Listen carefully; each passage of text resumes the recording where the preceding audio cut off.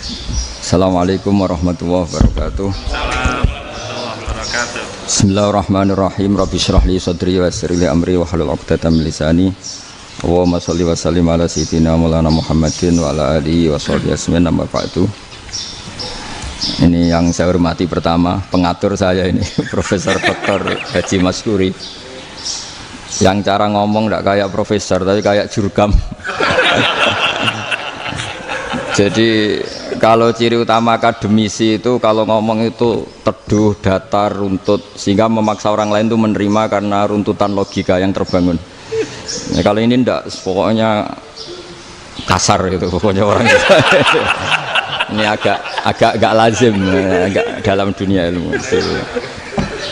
Semua wakil rektor, semua yang hadir yang saya hormati, saya seperti yang dikatakan moderator Pak Sinten, Bapak Anwar, bahwa memang saya tidak boleh terikat sama yang di belakang ini, karena ini kayak apa ya?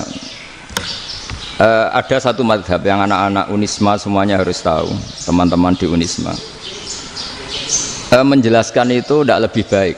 Jadi karena seakan-akan belum melakukan. Indonesia itu dulu kedatangan Islam itu tidak pernah dipertentangkan antara Islam dan negara, sehingga diskusi itu sudah salah karena para wali itu tidak pernah mempertentangkan Islam dan keindonesiaan atau kebinekaan. Satu, bahwa para wali itu misinya dakwah, di mana-mana dakwah itu pasti ketemu yang berbeda, mulai beda agama, beda pilihan madhab, beda tradisi, beda kultur. Jadi itu tidak perlu dipertentangkan, tapi malah itu jadi lahan dakwah. Sehingga kita ini kalau diminta diskusi hubungan negara dan agama malah bingung, memangnya kenapa. Itu seperti dulu zaman P4, saya punya kawan di Jogja, teman saya nulis tafsir Profesor Zaini, itu pernah zaman Pak Erto disuruh sosialisasi P4 di Papua. Apa hubungan Pancasila dan UUD 45? Itu orang Papua jawab, hubungannya baik-baik saja Pak. Jadi yang unik itu ketika disuruh baca Pancasila, satu Pancasila, dua ketuhanan yang Maha Esa. Nah, akhirnya 6 kan? Kenapa Pancasila jadi 6? Yang unik itu ketika ditanya, ini saya melihat langsung di TV 7 itu, Indonesiaku itu. Ada anak-anak kecil ditanya, bendera ini milik siapa? Bendera merah putih itu. Jawabannya apa? Milik sekolahan Pak aja. Karena memang milik sekolah. Itu yang tanya itu kaget. Milik sekolahan Pak. Nah, tentang tema ini mohon dibaca ini langsung start ya, langsung serius, karena tadi sudah kayak jurkam tadi, ini yang langsung khas ilmuwan. Ini sebagai penghormatan saya pada Unisma, ini khas keilmuan. Imam Zuhri adalah gurunya Imam Malik. Ya, saya ulang lagi ya, Imam Zuhri adalah gurunya Imam Malik. Halaman 29. Ini langsung start saya baca halaman 29. Dan ini terutama yang para punggawa-punggawa ini. Saya baca ya. Ini teks tidak ada yang saya rubah, memang persis seperti ini. Bismillahirrahmanirrahim. Yaqulu Zuhri, ini gurunya Imam Malik. Fama futiha fil islami fathun qablahu kana a'zama minhu. Innama kanal qitalu haitsul taqon nasu. Falamma kanatil hudnatu wa wadu'atil harbu wa amana nasu ba'duhum ba'da wal taqaw fatafawadu fil hadits wal munaza'ah. Falam yaklim ahadun bil islami yaqilu syai'an illa dakhala fihi. Walaqad dakhalataini kasanaten mislu man kana fil islam qabla dzalika wa aktsar. Terus ini ngomongnya harus santai, nggak boleh provokatif. Begini, kita tahu dalam perdamaian Hudaybiyah itu poin-poinnya itu semuanya merugikan Islam. Di antaranya adalah jika yang Islam masuk kafir harus dibiarkan, karena berarti masuk ke habitat asli. Karena Nabi sebelum jadi Nabi, komunitas pokok itu kafir, sehingga kalau Islam masuk kafir kembali ke habitat. Tapi kalau Islam masuk kafir, kafir masuk Islam itu harus dikembalikan karena dianggap bid'ah. Maka kalau kamu dituduh bid'ah itu tenang saja dulu, Nabi itu ya dituduh ji'ta bidinin muhdas, kamu datang dengan agama yang baru. Cuma agak diteruskan wa kullu muhdatsatin bid'ah wa kullu bid'atin dalalah. Jadi orang-orang kafir dulu kalau ngomentari Nabi ya ji'ta bidinin muhdas, kamu datang dengan agama yang apa? Baru. Nabi nurut. Semua perjanjian yang merugikan Islam itu Nabi nurut. Tapi Nabi hanya minta satu hal, jangan ada perang 10 tahun. Dan orang boleh seminar, boleh diskusi tentang Islam. Ya ini dengerin betul ini. Jadi saya tidak akan provokatif, ini pakai logika. Nanti bisa dipakai disertasi doktor. Tapi saya minta orang boleh diskusi, boleh seminar tentang Islam. Akhirnya saat itu juga ada orang yang masuk Islam. Di depan tulisan itu belum kering istilahnya. Datang ke situ namanya Abu Jandal bin Suhail bin Amr. Itu datang ke Nabi, ya Rasulullah saya ini mau masuk Islam. Kata orang-orang kafir, ini pertama Muhammad, kamu komitmen enggak sama perjanjian? Kalau kamu komitmen harus kamu kembalikan. Nabi bilang, ya Abu Jandal kamu kembali ke mereka, ke habitat mereka, yaitu menjadi kafir, di komunitas kafir maksudnya. Akhirnya nangis. Umar, Sayyidina Umar itu mendekati Abu Jandal, kemudian memberi isyarat supaya ngambil pedangnya. Jadi isyaratnya wong ini baca ora wis. Maksudnya orang-orang kafir. Tapi Abu Jandal nggak mau. Singkat cerita akhirnya kembali ke komunitas kafir. Tapi yang dikatakan Imam Zuhri cara analisis ini nggak bisa pakai provokatif, harus pakai analisis. Innama kanal kitalu haitsul takon nasu. Yang namanya perang itu menjadikan orang tidak berpikir jernih.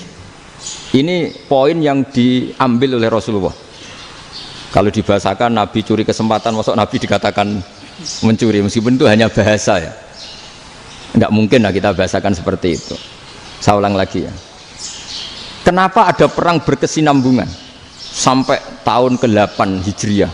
Mulai tahun kedua ada perang Badar sampai tahun 8 Hijriah itu perang terus. Nabi sama orang kafir perang terus. Akibatnya apa Pak Profesor? Namanya perang itu ya nggak kau bermikir. Pokoknya agar ketemu Islam perang, Islam ketemu kafir perang nggak kau bermikir. Padahal Islam itu bisa diterima oleh akal sehat, harus lewat diskusi, lewat pengamatan, lewat pemikiran, lewat pengendapan berpikir. Makanya Nabi tahu ini masalah besar. Kalau orang perang terus, itu gak kober mikir Islam, tidak sempat diskusi tentang Islam. Makanya Nabi hanya minta satu poin. Oke, perjanjian ini saya turutin semua, tapi saya minta orang kafir semuanya boleh mendiskusikan Islam, boleh seminar tentang Islam. Mereka bilang iya, pada pikiran mereka kan diskusi paling piye. Ternyata betul, ada diskusi.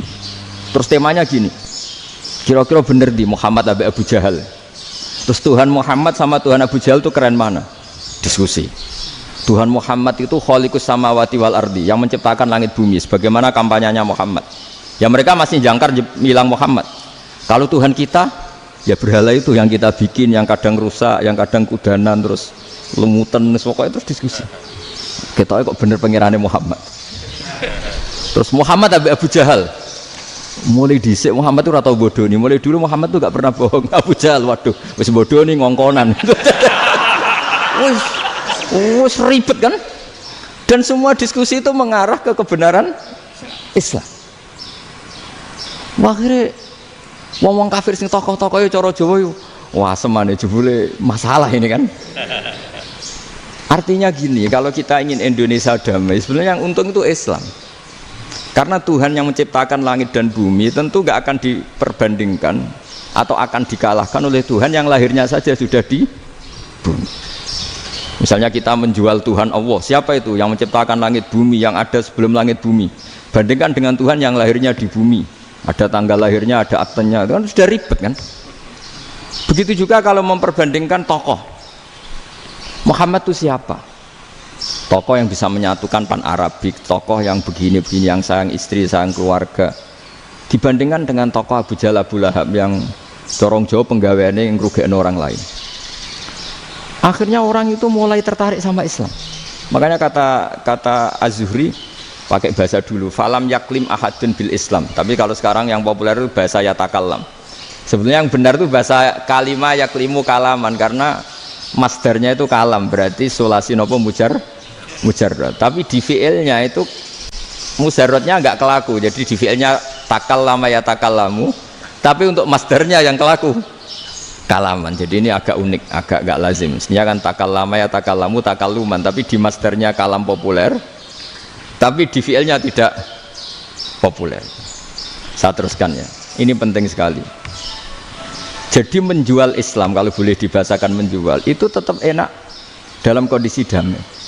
Karena kalau kita perang, itu bawaannya kalau ketemu ya perang. Kalau ketemu perang, sehingga orang itu rakober diskusi loh. Saat benernya Islam sampai kafir itu bener di. Karena tidak kober diskusi, tidak sempat diskusi, orang yang milih yang kafir. Karena yang mayoritas yang kuat. Sementara Islam zaman itu lemah. Ya Nabi itu yang diminta hudnah, yang penting kita damai. Terus orang boleh mendiskusikan benar mana kita dan mereka. Ya setelah diskusi ya tadi kan nggak mungkin Allah yang begitu keren hebat pencipta langit bumi dibandingkan berhala yang mengurus dirinya sendiri saja tidak bisa. Walhasil terus orang mulai tertarik sama Islam dan aturannya nggak boleh dilarang diskusi itu. Nah makanya saya pernah ditanya beberapa profesor di Jogja, Gus, suatu saat kalau kampus paling keren di Jogja ini ada Islamic Studies, kemudian pengajarnya dari berbagai agama, ini riskan nggak bagi Islam? Saya jawab, asal yang didiskusikan Islam itu nggak masalah. Yang repot itu nak umat Islam. Karena kalau umat Islam yang jadi percontohan, banyak raja yang dolim, banyak pemimpin Muslim yang dolim, terus identik dengan Islam itu jadi dolim kan ribet. Ya kalau pas umat Islam, kalau Islam yang kumat kan jadi masalah kan. Nah ini kan terus jadi beda umat Islam sama Islam yang lagi apa? Kumat. Singkat cerita terus Islam mendapat posisi yang luar biasa. Nah makanya di sini diistilahkan falam makanatil hudnah, ketika ada perdamaian wa amanan nasu ba'dum ba'do, orang merasa aman, itu fatafawadu fil hadis wal munazaah. Mereka berdebat, munazaah itu berdebat. Keren mana konsep Muhammad dengan konsep Abu Jahal? Keren mana konsep Tuhannya Muhammad dengan Tuhan kita? Terus diskusi dan mereka akhirnya ikrar, wah yang benar ya Muhammad lah. Di mana-mana Tuhan tuh ya sebelum langit dan bumi, di mana-mana Tuhan ya punya reputasi menciptakan. Masa Tuhan reputasinya diciptakan, kayak berhala dan sebagainya. Ibadah juga gitu. Ibadah wong kafir itu kalau tawaf itu telanjang, ibadah Muhammad santun pakai pakaian. Terus akhirnya mereka mulai tertarik Islam. Sehingga saya lihat di beberapa tafsir, saya memang tidak akan ngomong yang tidak serius, ngergani Unisba ben sawangane pemikir serius. Di Quran itu sampean lihat di tafsir Tobari itu ada ayat bal naqzifu bil haqqi 'alal batil fayadmaghuhu fa idza huwa zahid. Qadzafa itu kalau di kamus tak lihat itu takallama bila dalilin. Qadzafa itu ya pokoknya sekenanya. Artinya gini, kebenaran Islam atau kebenaran hak itu kamu taruh sekenanya saja itu tetap menang. Apalagi kamu taruh secara teratur, kamu taruh sekenanya saja itu tetap menang. Sehingga di sini banyak sahabat yang hidup di Cina. Sekarang juga banyak orang alim yang milih hidup di Amerika, banyak orang alim yang milih hidup di Inggris. Dan mereka pede, percaya diri karena kebenaran itu kamu letakkan di mana saja, itu tetap akan menang, akan menemukan momentum kemenangannya. Misalnya gini, contoh paling gampang. Dulu para peneliti, saya ulang lagi, dulu para peneliti itu ya datang kemana-mana, termasuk Ibnu Battuta, termasuk Ibnu Khaldun, ya semua peneliti itu suka neliti. Setelah diteliti, Quran itu satu-satunya kitab suci yang membicarakan sains, misalnya tentang falak, tentang astronomi, tentang asal-usul kejadian manusia, kejadian makhluk, juga bicara tentang geografi, geologis, semuanya. Sementara kitab lain hanya cerita tentang mawaid wal hikam wal ibar. Jadi diteliti kayak apa, pada akhirnya hak ini yang menang. Bal naqdhifu bil haqqi 'alal batil fayadmaghu fa idza huwa zahid. Saya berkali-kali cerita, ada ulama yang ahli matematika. Ketika ditanya kenapa kamu suka ngajar matematika, sampai muridnya itu ragu, ini guruku mlebu swarga ta ora, penggaweane mulang matematika. Tapi para muridnya bermimpi bahwa Imam Amudi itu disuruh ngajar para malaikat. Dan itu pede betul dia. Kata Allah, ini ulama saya yang iman kepada saya setingkat iman kamu. Jadi malaikat itu tidak mungkin Gusti kita menyaksikan langsung engkau sementara ini di bumi, nggak nyaksikan jenengan. Kenapa bisa sepede dan seyakin itu? Akhirnya Imam Amudi disuruh ngajarin matematika. Jadi Anda kalau profesor itu nanti harus sempat ngajari malaikat, itu baru benar-benar profesor.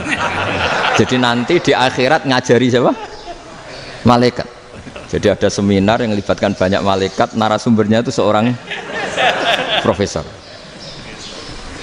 Itu ketika kenapa engkau begitu yakin kalau Allah itu Tuhan dan Allah itu Al-Wahidus Shomad. Terus Imam Amudi mulai nulis angka gak beraturan 2, 3, 4, 5 sampai 1 miliar 1 triliun, semuanya gak beraturan. Kata beliau, nisbatus naini wasalasa ila ma la nihayatalaha iku nisbatul far'i ilal asli. Mbok angka sebanyak apapun 2 dibanding 1 ya far'ul wahid, 3 dibanding 1 ya far'ul wahid, semua angka yang enggak terhingga pun dibanding 1 semuanya far'ul wahid. Semua angka sebanyak apapun itu cabang dari angka 1. Fakullu hadhil awalim far'un minal wahidis shomad, yaitu Allah Subhanahu wa ta'ala. Wakil malaikat tepuk tangan, iya juga. Jadi begitu juga ada ulama itu ahli gambar. Saya dulu ngaji sama Mbah Mun Al-Husunul Hamidiyah, itu kitabnya itu banyak gambarnya. Dan gale gambar yang ngawur betul, mangga ahli gambar. Saya Apple, terus sempurna lele. Semua gambar bangunan, gambar sapi, pokoknya gambar. Ternyata dia menemukan Tuhan itu dari gambar. Gambar serapi ini atau seruwet ini sama. Gambar rapi sama ruwet itu sama kalau dalam pandangan tauhid. Dimulai minan nuqtah al-wahidah. Kowe cek gambar sing rapi, sing indah, cek gambarmu elek. Dimulai dari 1 titik, dan titik ini nuqtatil wujud, yaitu Allah Subhanahu wa ta'ala. Jadi nak cara ahli tauhid gak penting gambare api, menang lomba atau ora penting. Butuhe hadis surah ini gambar baik yang rapi maupun ndak adalah min nuqtah dari 1 titik.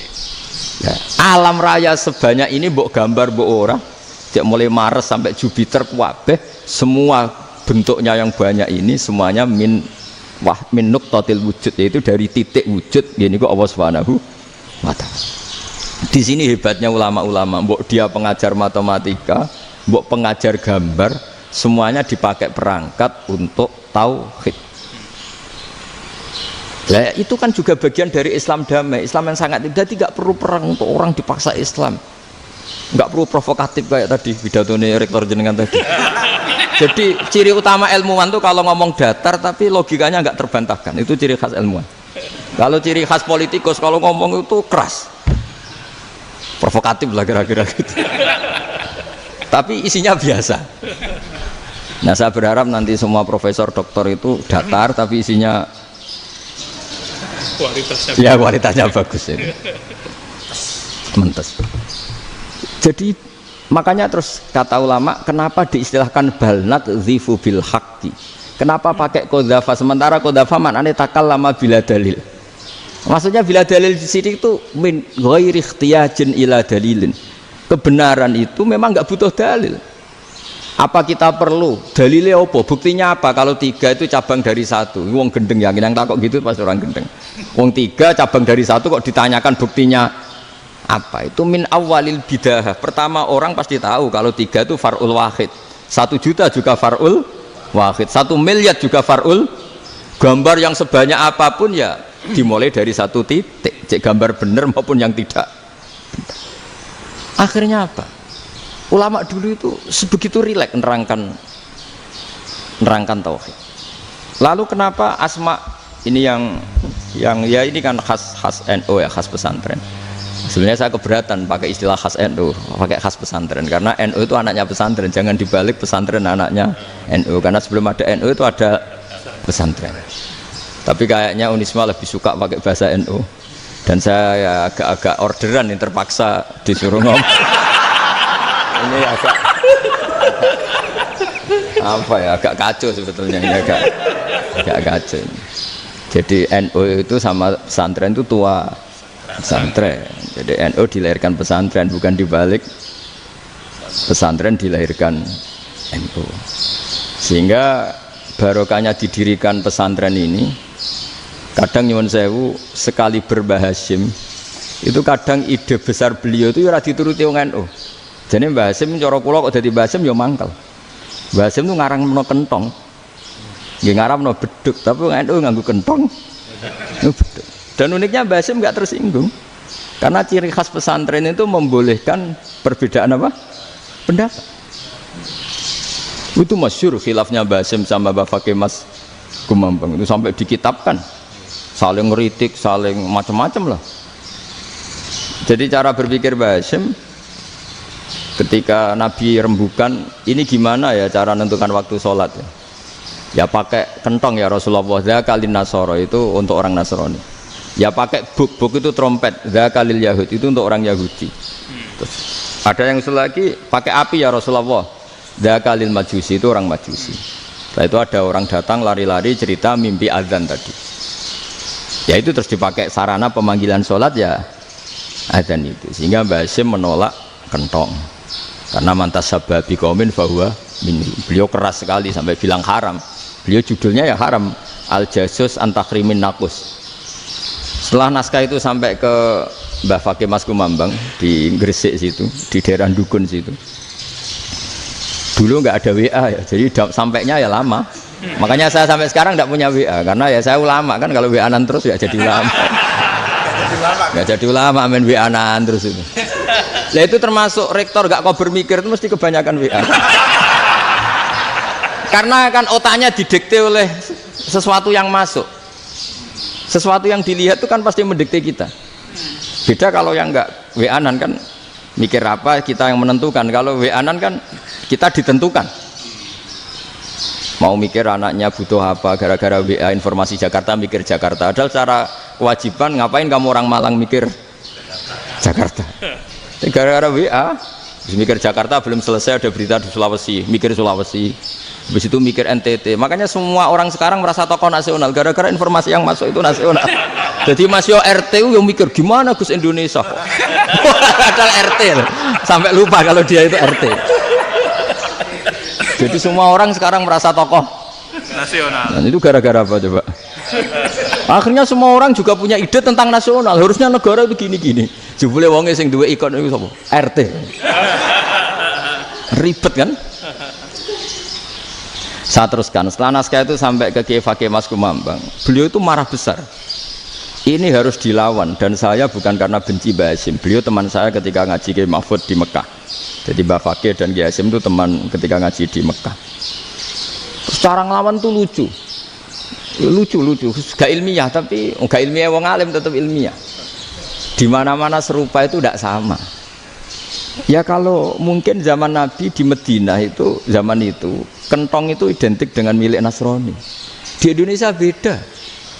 Pos kampling ya kentong, kebakaran ya kentong, wae sarapan orang di LP ya pakai kentong. Jadi tidak ada jaminan kalau kentongan itu identik dengan Nasrani. Lalu haramnya di mana? Yang di mana-mana tasabuh itu identik. Ini tidak identik. Mulai masalah kan?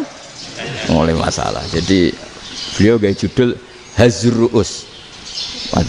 Hazruus itu kepala bergeleng-geleng. Sekarangan kok ngene jadi sekarangan kok provokatif gitu.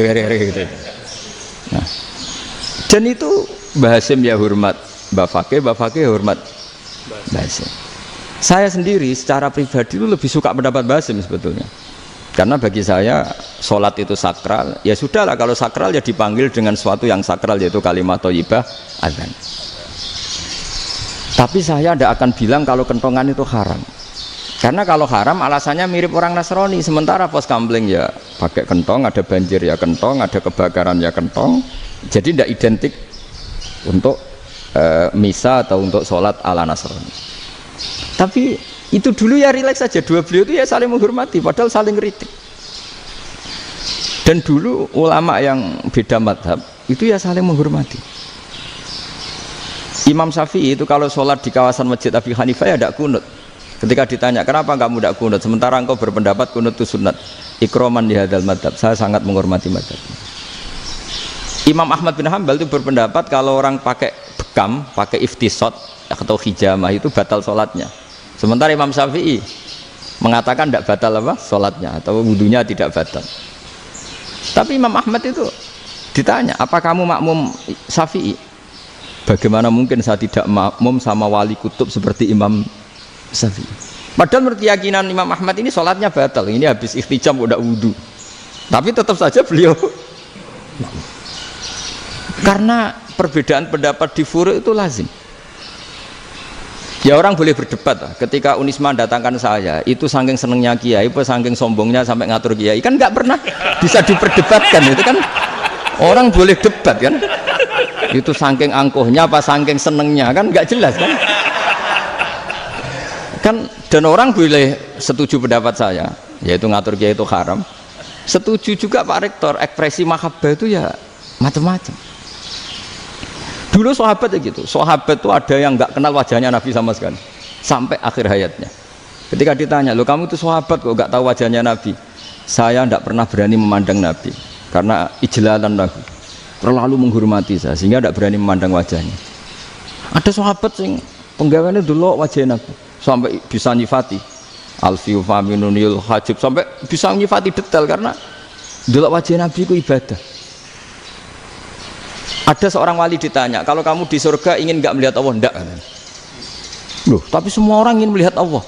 Unazzihu dzalikal jamal an-nadhari misli. Ben gak elek-elek Allah tak delok terima aku. Wong ra jelas. Berarti kok delok pangeran. Banyak. Jadi justru tapi karena saking takzimnya. Enggak lah, mosok sak aku kok. Makanya saya berkali-kali cerita. Menurut kesepakatan ulama, soft awal itu paling baik. Tapi banyak juga wali yang kalau sholat itu di belakang. Koyok paling bener yang kok ngarep gitu. Lu bayangkan misalnya kamu semangat di soft awal di masjid haram, jebule sholatnya salah. Itu dari malaikat gayane kok ngarep, jebule ra roh. Iku di sini-sini wong. Jebule bodoh gitu. Gayane kok ngarep jebule. Coba orang kalau sowan Mbah Mun yang berani di depan itu kan ya ketuanya atau jubirnya kan. Yang merasa ndak pati pinter-pinter kan mesti di pojokan. Artinya sudut pandang seperti itu ya sah saja, apa? Sah saja. Makanya banyak sahabat yang jarang sowan Nabi, alasannya takut ganggu Nabi. Banyak yang sering sowan Nabi, alasannya seneng Nabi. Yang sowan ya seneng Nabi, yang enggak sowan alasannya seneng. Lu Nabi itu tokoh, punya keluarga, punya anak. Kalau saya sering sowan berarti sering ganggu. Yang sering sowan dia alasan ini khazanah kita harus istifadah. Jadi zaman dulu dia biasa dua sahabat, yang satu milih mahabbah itu milih sering sowan, yang satu juga mahabbah milih tidak sering. Karena pertanyaannya bisa dibalik kan, sering sowan apa sering ganggu coba. Nabi Abedar, assalamualaikum. Nabi nimang cucunya, assalamualaikum. Ayo bener yang sowan apa bener yang enggak kalau seperti itu. Akhirnya terus diatur sedemikian rupa oleh Quran. Walau annahum sabaru hatta takhruja ilaihim lakana khairal lahum. Jadi sahabat kalau mau sowan Nabi ya nunggu di Sufah. Kalau Nabi keluar berarti milik publik. Sekali masuk ke dalam tidak ada sahabat yang berani sowan. La tadkhulu buyutan Nabi illa ayyudzana lakum. Kalau soal sampai masuk dalam harus nunggu dipanggil. Karena sekali Nabi masuk dalam itu milik privat keluarga, milik istrinya, milik cucunya, milik keluarganya. Jadi Nabi sekali keluar ke ruang itu berarti milik publik. Itu terus jalan tengah. Karena kalau langsung masuk, bayangkan saya itu sering menyaksikan. Mbah Mun habis ngaji 2,5 jam ngaji Jalalain. Baru masuk, assalamualaikum. Padahal yai mungkin mau ke kamar mandi, mau ini itu. Jadi dulu itu Quran sangat modern. Sebelum ada dokter ngatur tamu, rektor ngatur tamu itu Islam sudah modern. Dia kan gak fair kan? Misalnya saya ke Unisma harus janjian pakai ini, terus kalau misalnya ke sini selonang-selonang kan lucu kan, mentang-mentang kiai terus juga sowan-sowanan selonang-selonang. Padahal kalau kita mau ke mereka pakai protokol. Sering tidak fair dunia ini, tapi karena aku kiai ra oleh gelo ya sudah. Akhirnya saya memutuskan gak gampang kemana-mana karena itu. Saya sering didatangi ajudannya menteri, Gus mau ada tamu dari Jakarta tanggal ini, mesti saya dengan mereka milih tanggal yang mereka kosong. Kok tidak mikir apa saya pas itu kosong? Tak jawab enggak lah, sebelum diatur bahasanya dan tawaduknya gitu. Akhirnya dibalik, datang lagi, Gus jam dengan kosong apa kita menyesuaikan. Lah itu lagi dia akhlak kata saya. Itu baru punya akhlak katanya. Bukan masalah ini, bukan masalah gengsi ya. Saya sendiri itu dolan ke alumni itu jarang, karena ya takut. Kiai kan yo nganggur, jam 09.00 nganggur, jam 10 nganggur. Bisa saja alumni itu kerja di pabrik, bisa saja yang latihan ekonomi di pasar. Sehingga kalau saya datang jam 9, iki kiai sing nilai santri ini, apa kiai sing ganggu santri. Nah karena orang ini melakukan rutin gak kok berpikir, pokoknya ngono jenenge silaturahim. Mau nyerah kok berpikir, padahal kalau diangen-angen ini kiai yang nilai santri ini, apa kiai yang ganggu santri ini karena datang di jam kerja. Nah, bayangkan kalau kebenaran dulu itu dikawal oleh satu peradaban perang. Jadi Nabi sesuai diangen-angen mbek Nabi. Perang Badar menang Nabi, perang Uhud menang wong kafir, perang ini gonta-ganti. Apapun itu yang penting satu kesimpulannya, cara Rasulullah kesimpulannya satu. Orang tidak kober mikir kebenaran secara mengendapkan pikiran dengan pikiran jernih. Maka hebatnya Nabi ketika perjanjian, pokoknya saya minta nggak ada perang. Dan orang boleh mendiskusikan Islam. Itu luar biasa idenya Nabi. Karena bawaan perang itu orang kan nggak kober mikir. Ibarat seorang misalnya senang satu perempuan, ketemu rivalnya langsung perang kan gak mikir. Tapi kalau kau bermikir, diangen-angen cawe wedok iku ora seneng aku. Untungnya apa untuk wong ayu ora seneng, malah mau loro hati. Terus sudahlah, buruan dialihkan kemana kan gitu. Itu nak mau amen WA nan tukaran lewat SMS atau tarung langsung ora kau bermikir. Tapi kalau kau bermikir, akhirnya berpikir nih. Perempuan tadi sebenarnya yang disenangi siapa? Oke, ternyata senang Pak Erick. Sudah kita ngalah. Karena tidak ada nikmatnya kan menikahi perempuan yang sama sekali tidak mencintai kita. Tapi kalau nak kau berpikir pokoknya diprovokasi, wah kue kalah mbak A, kue kalah mbak B, pikirannya kan ojo sampai kalah. Bareng wis menang ternyata ada mas lah. Nah bayangkan Islam itu seperti itu dulu, dipertarungkan. Luang Islam itu dinu aklin, agama yang diterima dengan akal sehat. Tapi sekarang ukurannya perang, yang menang berarti benar, yang menang benar, kan terus jadi repot. Itu Nabi tidak ingin, makanya Nabi ingin sudah lah, nggak ada perang. Nah, makanya kata Imam Zuhri, fathul Islam terbaik adalah orang boleh diskusi tentang Islam dan tidak ada perang. Lagi-lagi penting, tidak perang itu penting, silmun itu penting, perdamaian itu. Setelah tidak ada perang, akhirnya fatafawadu fil hadis wal munazah, orang boleh diskusi apa saja, termasuk boleh adu polemik. Konsep satu Tuhan dan Tuhan banyak diperdebatkan. Akhirnya Nabi secara rileks bisa menjelaskan. Muhammad, urusan kita banyak. Kalau Tuhannya satu tidak cukup, Tuhan harus banyak untuk menyelesaikan berbagai urusan. Ada Tuhan bagi rektorat, bagi macam-macam kan. Ada Tuhan untuk ngurusi utang, ngurusi BPKB, macam-macam. Terus kata Rasulullah, enak saja Nabi jawabnya. Ya kalau kamu punya majikan banyak, perintahnya beda-beda, kamu mangkel enggak, bingung enggak? Ya susah mat, kalau majikannya banyak, perintahnya beda-beda, kita jadi repot. Seneng mana? Seneng majikan satu. Ya sudah, Tuhanmu itu majikan kamu. Kalau Tuhannya banyak, perintahnya macam-macam, kamu yang repot. Akhirnya sudah mat, Tuhannya satu aja. Nah, itu ya barokahnya diskusi tadi, barokahnya enggak perang.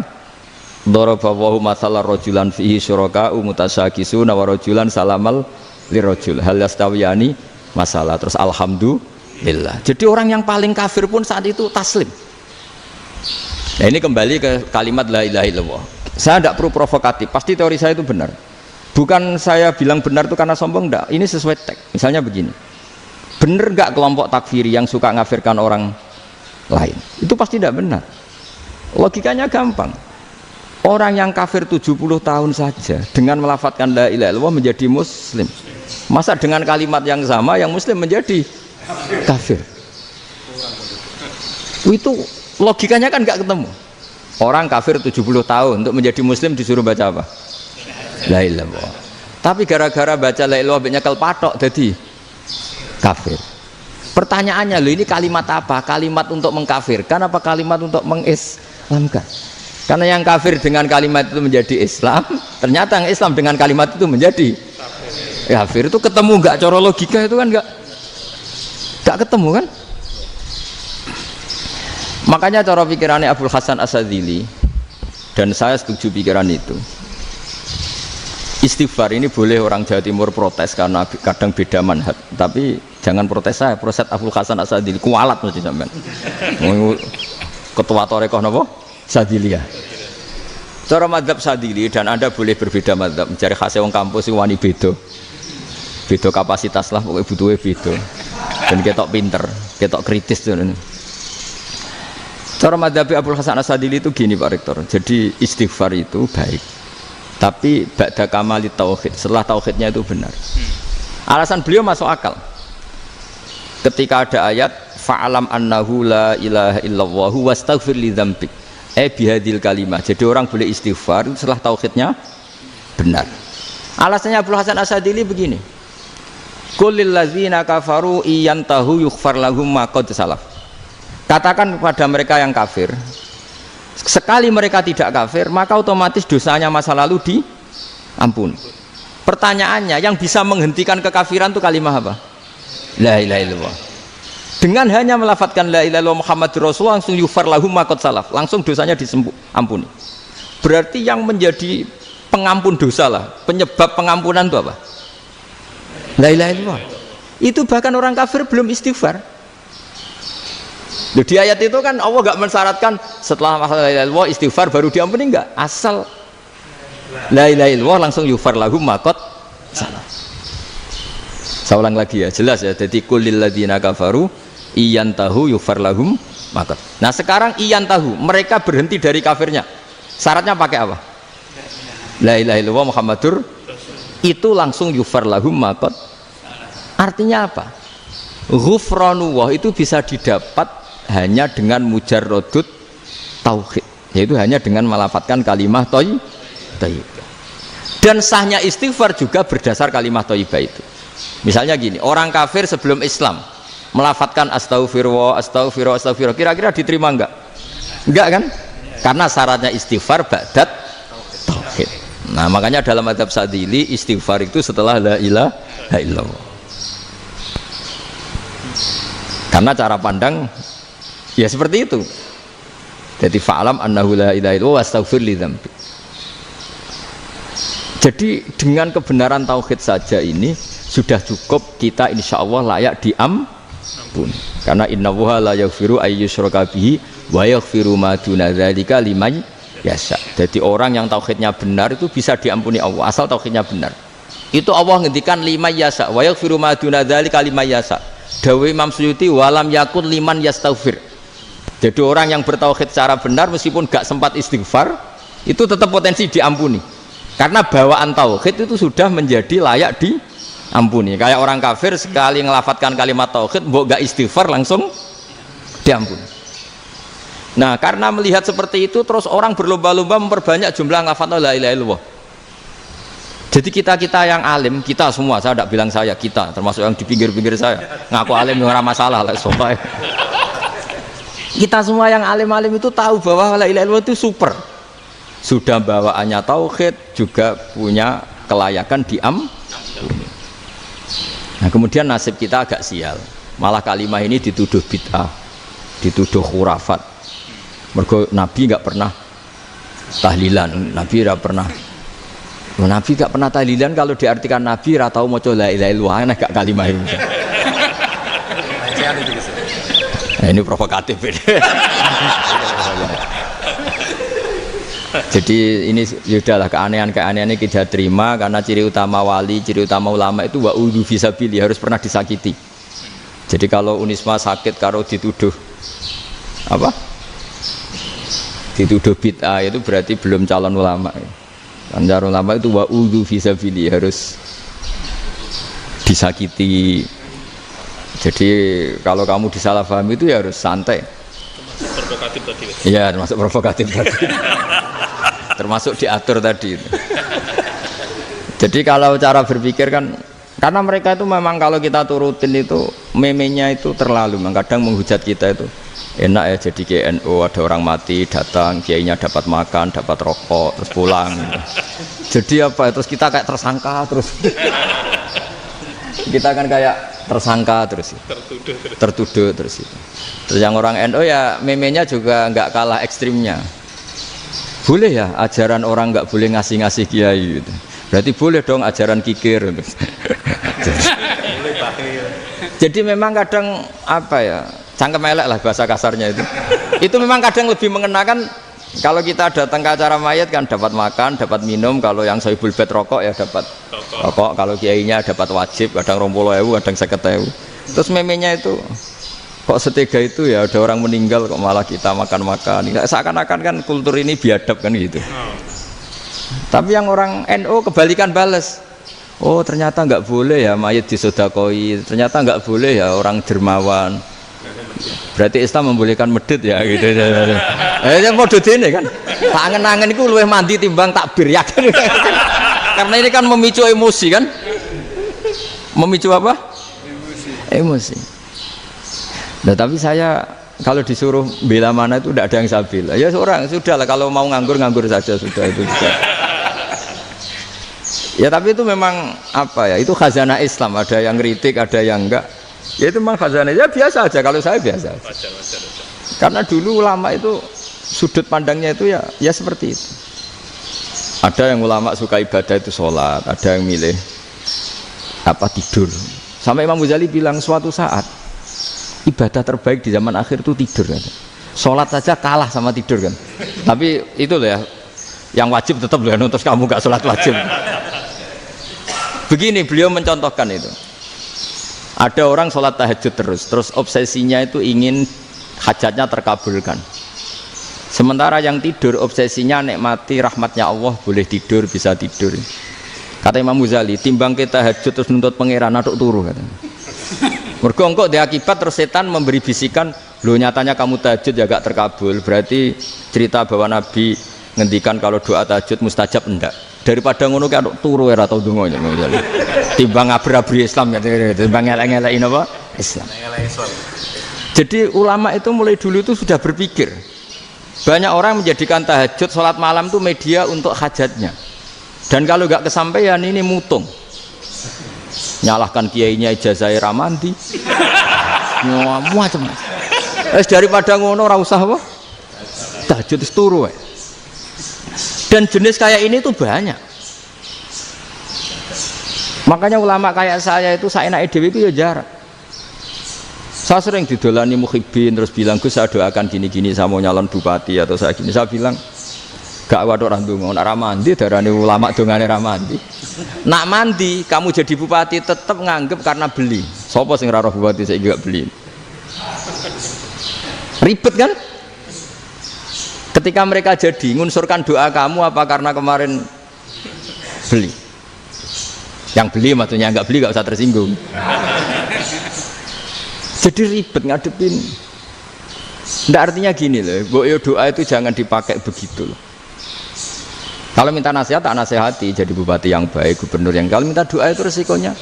Akhirnya gigi kalau diminta doa ya doa, sebenarnya diisinya itu nggak doa kemenangan. Selamat. Itu nggak selamat gitu. Karena ribet. Makanya Islam itu doa itu setelah iman. Aturan iman benar baru doa. Aturan iman benar termasuk Allah itu yaf'alu ma yasha, boleh melakukan yang dikehendaki. Allah enggak boleh terdikte oleh doa kita, enggak boleh. Ya saya ulang lagi ya, mazhab Hasan Asyadzili ini khas kita. Jadi la ilaha illallah itu didahulukan sebelum istighfar. Tapi kebalikannya mazhab Imam Sanusi itu dibalik. La ilaha illallah itu kalimat yang sakral. Karena yang sakral dibutuhkan muqaddimah, yaitu yang melafadzkan harus yang sudah bersih, yang sudah steril baru melafadzkan la ilaha illallah. Maka dalam mazhab Sanusiyah istighfar dulu baru la ilaha illallah. Nah, dalam mazhab Abu Hasan Asyadzili kebalikan, istighfar itu sah setelah sahnya tauhid. Kamu ikut mana dulu? Asyadzili apa Sanusiyah? Alhamdulillah sama-sama tidak paham, ya sudah. Akhirnya sudah, ya nggak kemana-mana kan gitu. Jadi apa ya?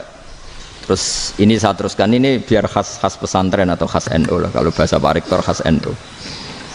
Ini ben sampean tahu beberapa perbedaan itu lazim. Halaman 24 ya, halaman 24 sama 25 tak baca, ini masih orisinil. An Sufyan bin Uyainah, ini juga gurunya Imam Syafi'i. Kata Sufyan bin Uyainah, beliau cerita, kana Isa wa Yahya alaihi salam ya'tiyanil qaryah fayas'alu Isa an syirari ahliha wa yas'alu Yahya an khiyari ahliha. Jadi Nabi Isa dan Nabi Yahya itu satu generasi, sama-sama masih muda. Kalau di satu kampung yang Nabi Yahya tanya, ini keluarga terbaik siapa? Saya mau nginap di situ karena kumpul orang baik itu nyaman. Kalau Nabi Isa kebalikan, keluarga terburuk mana ya, saya tak di situ.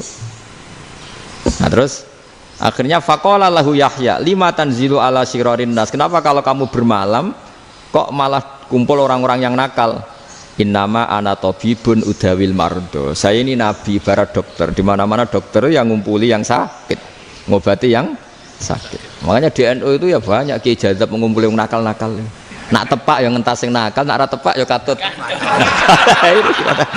Ini adu nyali lah sudah gitu. Tapi itu ada ilmunya, yaitu niru Nabi siapa? Isa. Kalau kamu dokter penelitian tuh cari daerah yang banyak pandemi apa yang bersih? Yang banyak pandemi, karena yang namanya penelitian ya di situ kan. Kalau kamu dakwah ngentas kemiskinan, ke daerah miskin apa daerah kaya? Nah, sama kalau ngentas kefasikan, ke daerah fasik apa daerah orang soleh? Fasik. Ya, tapi itu Nabi Isa. Nah, kalau kamu tidak Nabi kan potensinya kan ngantut itu.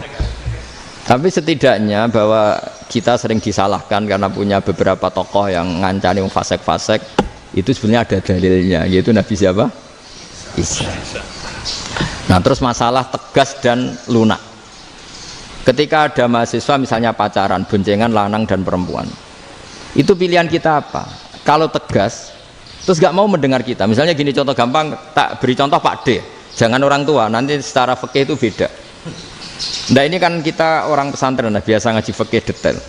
Kamu Pak D seorang perempuan, mahasiswi misalnya, sering pacaran.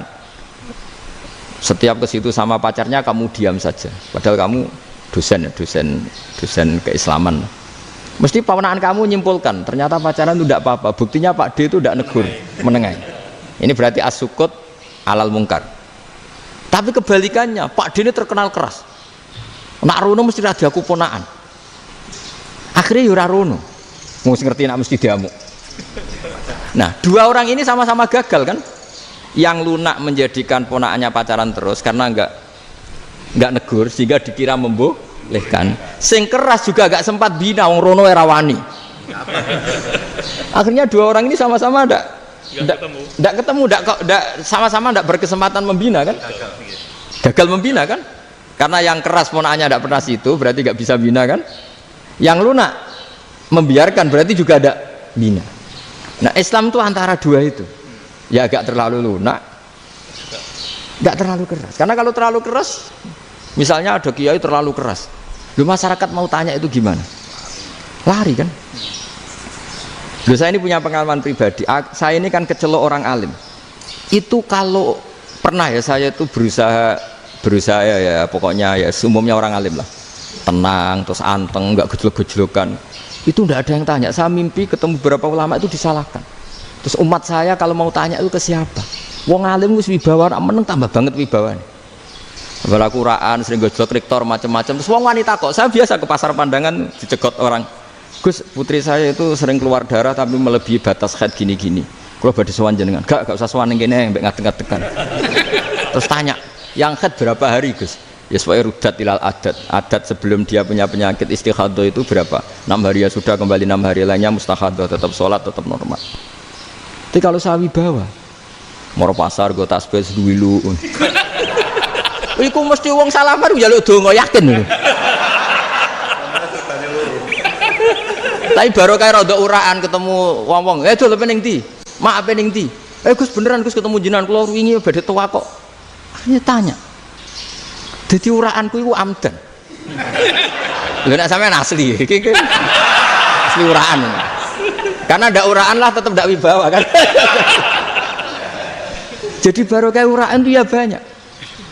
Saya tuh kalau ngantor di Jogja itu banyak orang yang tanya. Ya biasa tuh tanya macam-macam. Karena saya uraan.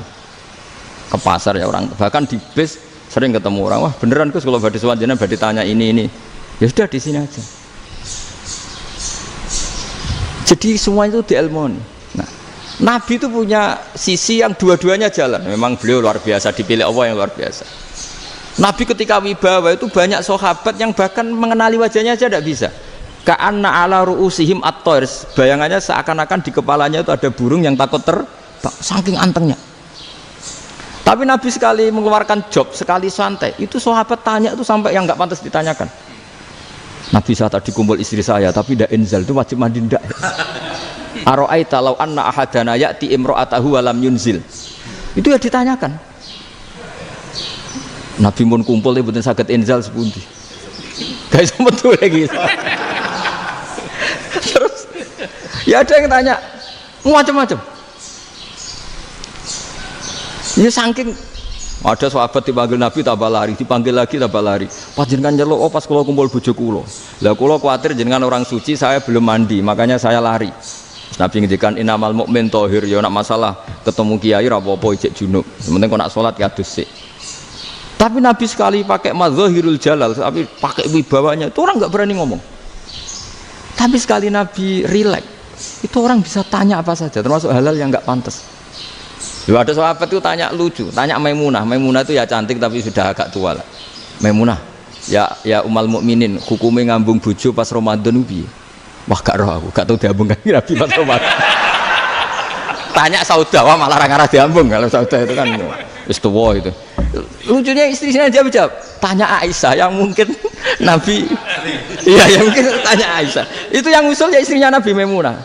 Selalu Aisyah, tanya be Aisyah. Ya Amirul ya umal mukminin gini-gini.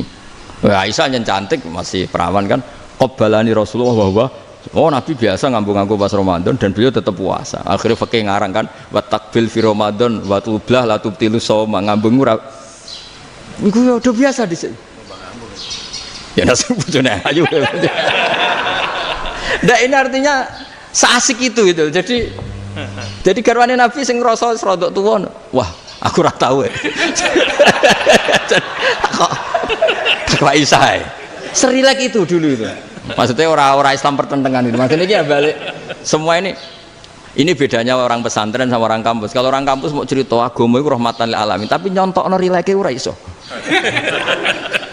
Agama itu rilek, tapi nyontokno rileke ora iso. Mergo ya rapati ngaji. Contohnya ora iso, dadi mau gawe kaidah mau Islam itu rahmatan. Jadi Nabi itu lah, Allah juga gitu.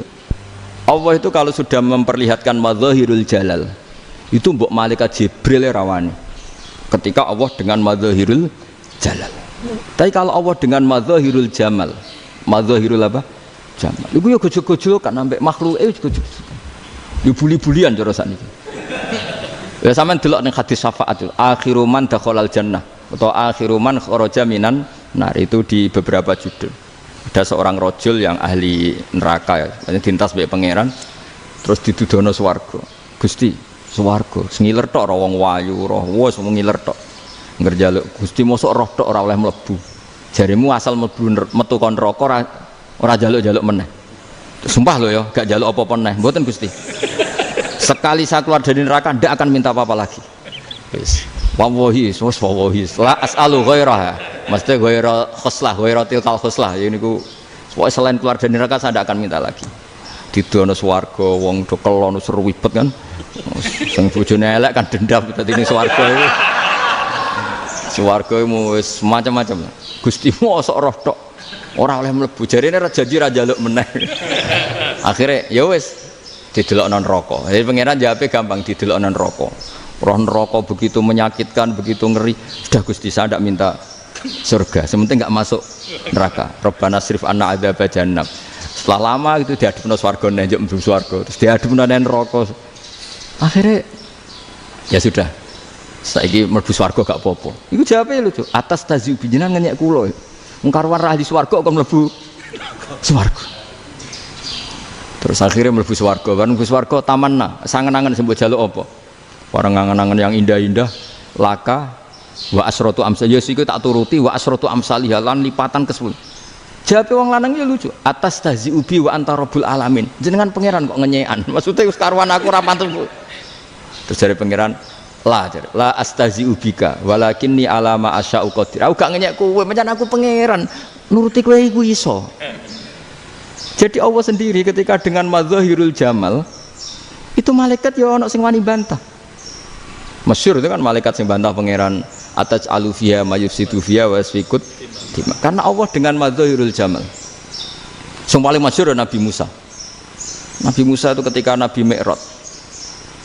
Nabi Mi'raj itu beliau kira-kira di langit keempat lah yang masyhur atau kelima. Ngelangkahi. Nabi Musa nangis, ya Rabbi ini apa-apaan? Orang sing ja'a ba'di kemudian melangkahi makom saya ini apa-apaan?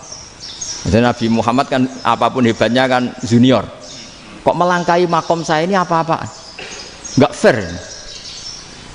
Sampai Nabi Muhammad itu tanya gini sama Jibril, reaksi Allah gimana ketika melihat Musa seperti itu?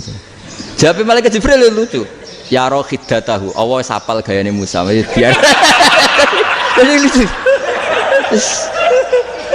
Ya dibiarin aja sama Allah. Tapi yang jenenge Nabi Musa itu kekasihnya Allah, tetap berkah bagi kita. Betul. Ketika setelah Mi'raj diwajibkan sholat 50, gentenan Nabi Musa kelihatan nabinya.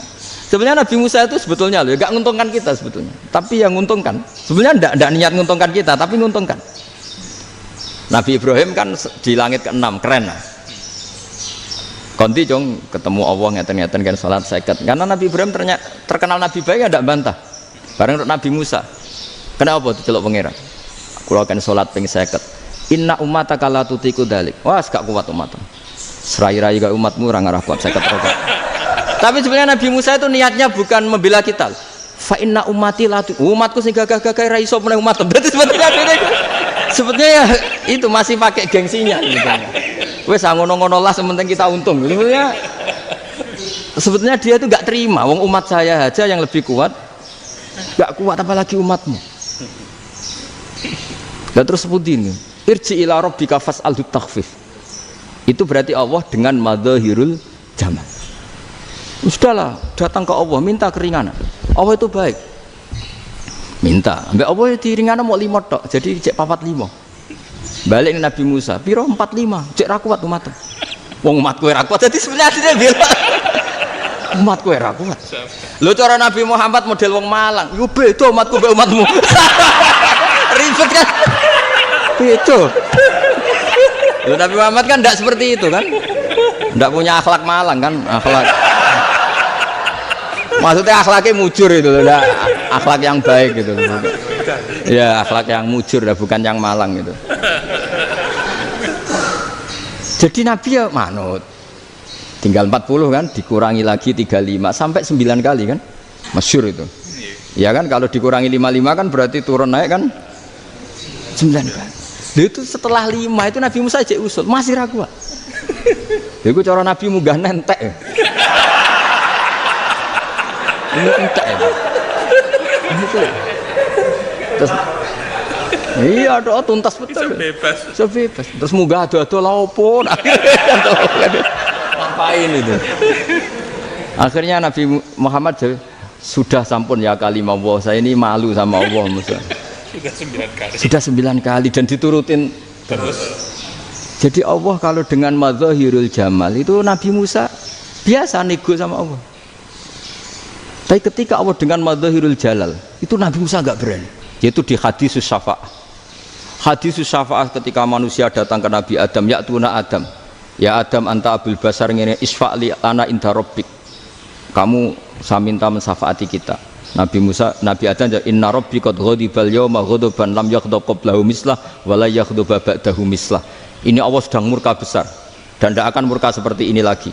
Sudah saya tidak berani, nafsi. Nabi Ibrahim enggak, termasuk Nabi Musa ketika di itu ya enggak berani. Karena Allah dengan madzahirul jalal. Itu Nabi Musa enggak berani. Sudah saya sendiri itu pernah salah. Yaitu saya membunuh seseorang yang enggak disuruh oleh Allah membunuh itu. Yang pas jotosi orang Kipti. Akhirnya datang ke Nabi Muhammad. Pas ke Nabi Muhammad Allah dengan madzahirul jamal. Apa dengan madzahirul jamal sampai Kanjeng Nabi ngendikan analah saya akan memintakan syafaat kalian. Terus fa ahmadu rabbi bima hamida allamaniha rabbi. Saya muji Allah dengan pujian-pujian yang orang lain tidak tahu, hanya saya yang diajari, kata Rasulullah. Nah di sini menurut banyak ulama termasuk kitab yang saya baca, kenapa Muhammad sebagian namanya Ahmadu?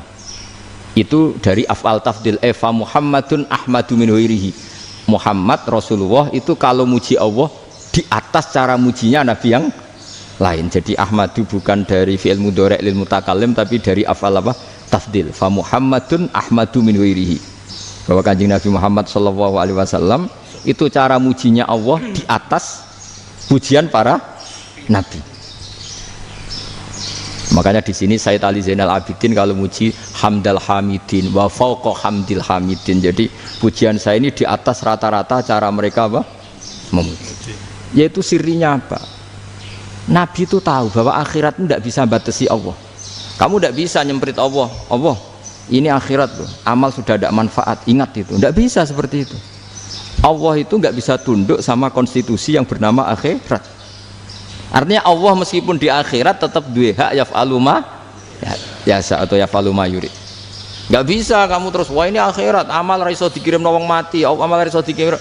Yo pangeran kok mbok atur. Kalau kita yang mengirimkan tidak bisa, tapi kalau Allah tetap bisa. Makanya ada kiai mengatakan kodok qadar ora iso dirubah, itu kamu. Makanya ada seorang kiai ditanya, kodok qadar ora iso dirubah sekali dicatat selesai. Jari kiai tadi, tapi nak Allah iso. Dalile apa ya yamhu ma yasha wa yusbit. Nak Allah ya iso, sing ra iso kan kita. Nah, Nabi itu tahu betul meskipun akhirat itu Allah masih bisa dinego saking baiknya. Akhirnya Nabi sujud, masyhur itu terus, ya Muhammad irfa' ra'sak wasal tutok wasatu safa. Semat sirahmu angkat. Kuwi apa tak turuti. Semenjak itu Nabi minta apa? Syafa. Artinya apa? Ketika Nabi lain berpikir bahwa akhirat ini membatasi amal karena sudah Nabi tahu betul kalau Allah tetap Allah. Yang enggak terbatas kekuasaannya, enggak terbatas rahmatnya juga saat di akhir. Makanya disebut fa Muhammadun Ahmadu min wirihi. Makanya wa mubasyiran bi rasuli ya'ti mim ba'di ismuhu Ahmad. Jadi makanya terus banyak GNU sing macam-macam lah. Semono sing potongane wedi terus hati-hati. Niku berarti makome Madzhirul Jalal. Ono sing amen guyon nek makome Madzhirul Jamal. Ono sing ra jelas ngene iki, sing ra jelas. Nak guyu buanter kok nangis kok buanter.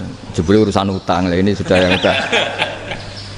Jadi makanya yang rileks saja. Sebenarnya agama ini santai, rileks karena agama ini harus bifarohin wasururin.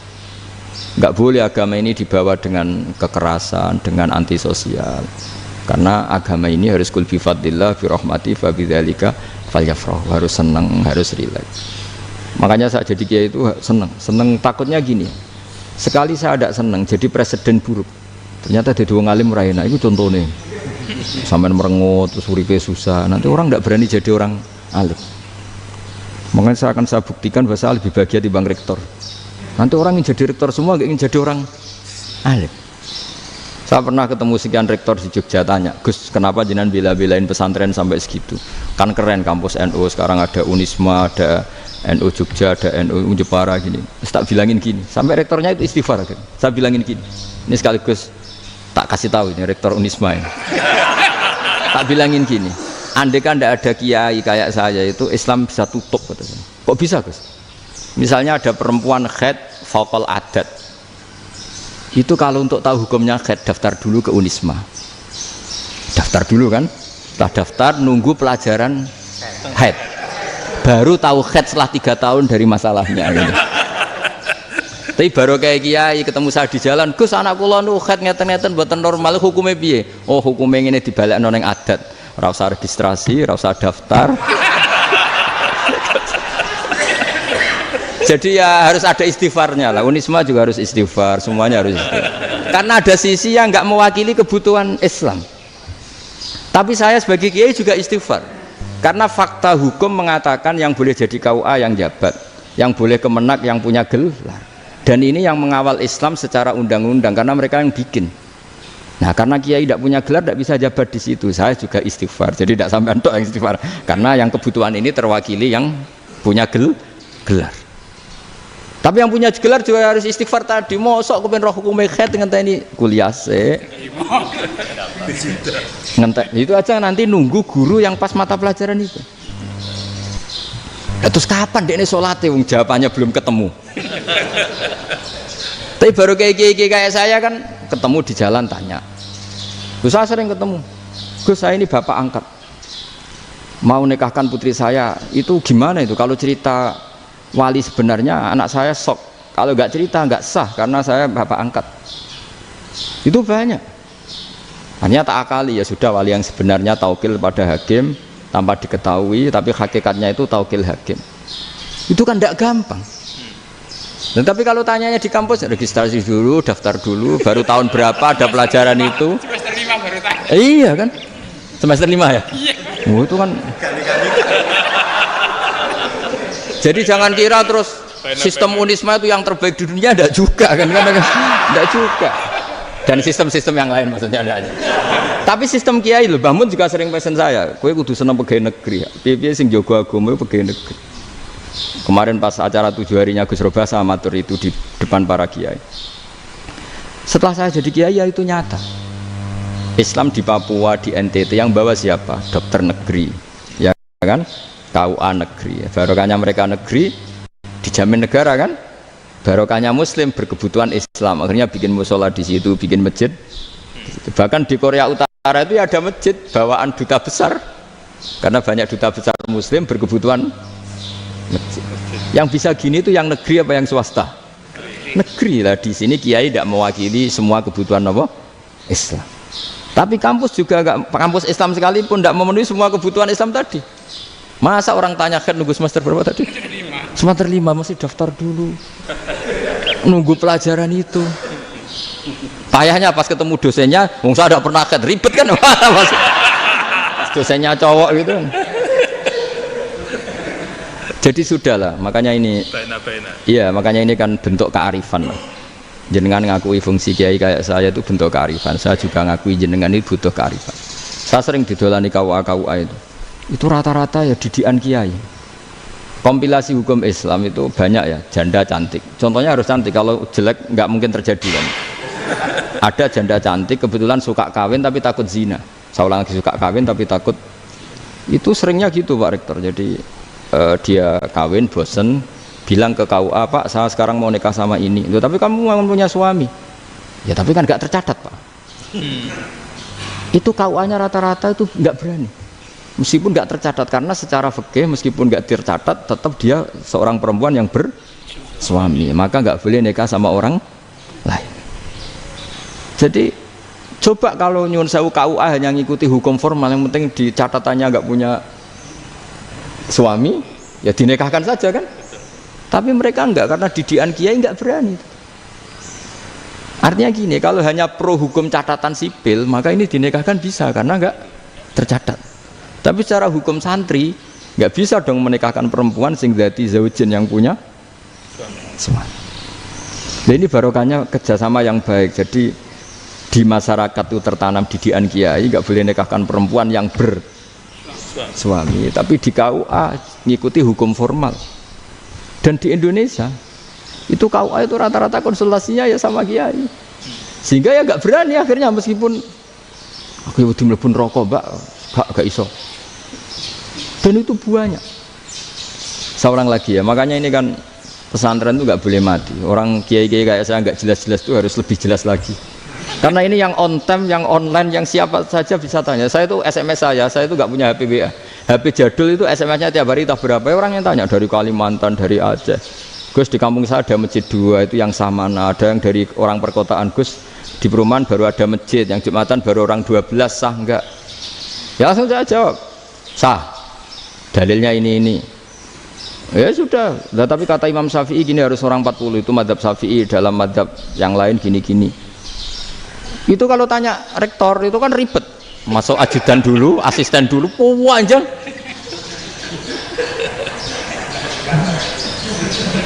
Wah itu kan ribet kan. Memanggil dosen, dekan VAI dipanggil, dekan VAI nggak mau langsung jawab, cari dosen yang nekuni itu. Usul fikih, saya nekuni itu baru seminar, nunggu dulu mbak, ini orangnya baru. Panjang kan. Bisa tutup Islam kalau kesuwen. Coba kalau tanya kiai kan enggak, ketemu di jalan. Dulu Mbah Zubair kata Mbah Mun, saya termasuk santri yang diapresiasi Mbah Mun. Dhisik Mbah Zubair yang ngono, anak nong takok pesuan gak oleh. Gak takok ning kene. Gak biasa ditanya orang ngadeg-adegan. Ya alhamdulillah ilmunya cukup, kalau gak cukup ya kok sik. Jadi sebetulnya orang sopan itu ya agak-agak ada yang ditutupi sebetulnya. Mboten prayogi teng dalan nginjang mawon matur. Ya sebetulnya ya sebenarnya memang ilmunya agak cukup gitu. Tapi itu sebenarnya secara fikih itu haram, menunda itu haram. Yo haram tuh, coba bayangkan ya, kalau tanyanya sekarang, Gus saya ini sudah keluar darah 1 bulan penuh, padahal normalnya hanya 6 hari. Saya nanti sholat enggak? Kalau ninjang mawon dugi kula, berarti kan hari ini belum ada keputusan. Sholat apa enggak kan? Tapi karena modus tadi, boten prayogi nggih ngendikan ngoten teng dalan ninjang tengen kula. Itu kemungkinannya 2, sopan atau goblok itu saja. Kayaknya kalau sopan enggak lah. Kayaknya enggak lah kata saya.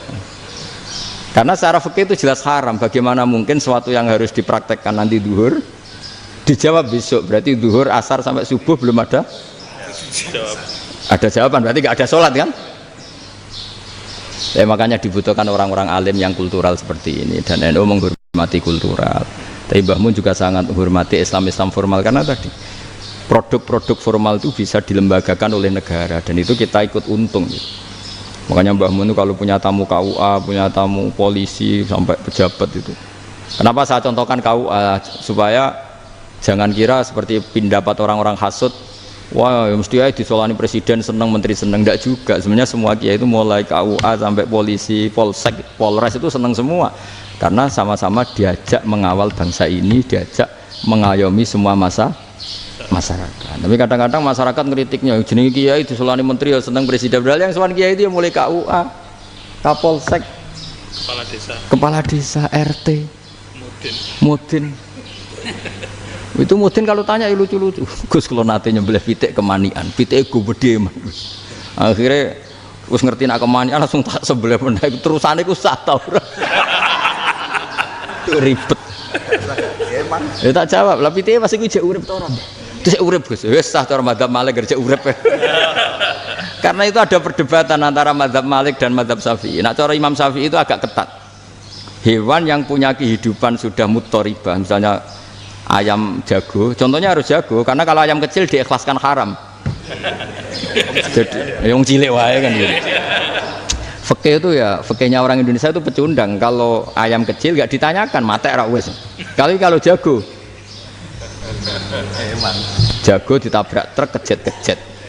Andai kan nggak disembelih pun mesti mati. Itu cara madzhab Syafi'i itu haram. Karena penyembelihan ini tidak menjadi penyebab kematian, tapi memang karena kecelakaan tadi. Tapi cara madzhab Imam Malik enggak. Andai kan enggak disembelih, matinya kan 2 menit lagi atau 1 menit lagi. Andai kan enggak disembelih, berarti mati sekarang itu bawaan peso apa bawaan kecelakaan? Ya sudah halal gitu caranya. Nah akhirnya ya saya bilang ya sudahlah, kita semuanya Malik. Jadi cara debat, cara Imam Syafi'i enggak, cara berpikir itu sudah tidak kehidupan yang normal, yang dimana-mana penyembelihan itu mematikan yang hidup normal. Jadi agak ketat. Sehingga dalam contoh kemanian, kalau dalam bahasa Jawa nyembelih agak sempurna terus pesonya jatuh atau apa itu, kalau pakai madzhab Syafi'i agak kesulitan.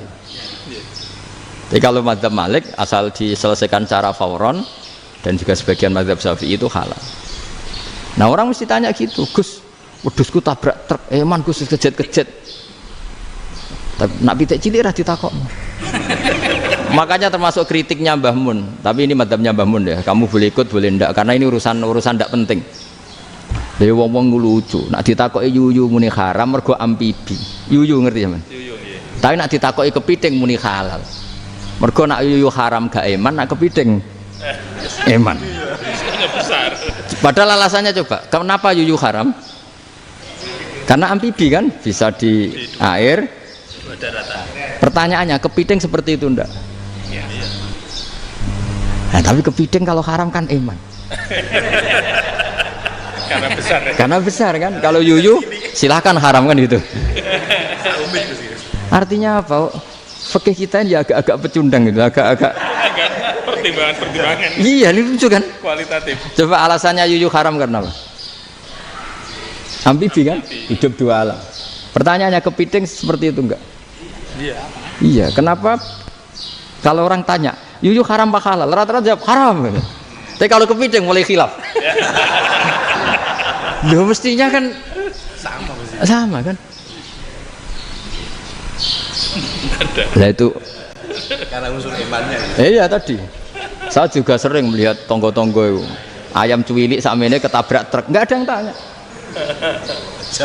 Tapi saya pernah jalan-jalan di Naruan sini, Ono jago ketabrak, sing duwe langsung marani kula. Pas saya naik motor, Gus ini halal apa haram? Nak langsung kula sebelah halal apa haram? Wis kanggo kowe halal ya halal. Karena saya tahu tak jawab haram mesti kecewa itu. Aduh.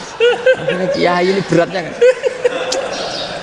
Ya akhirnya ya saya setelah itu Fatihah Imam Syafi'i ngapunten umat kula tuh ora siap madzhab jenengan tuh ndak siap. Untuk mazhab ini tidak sama. Iya kan akhirnya pakai madzhabnya Imam Malik tadi. Ya tak Fatihah Imam Syafi'i ini mboten niat nglawan jenengan. Tapi ngobati tiang eman. Mergo pitike besar itu. Jadi ini kan ceritanya itu makanya yang rileks saja lah bahwa Islam ini yang rileks, yang menyenangkan karena ya agama ini harus menyenangkan.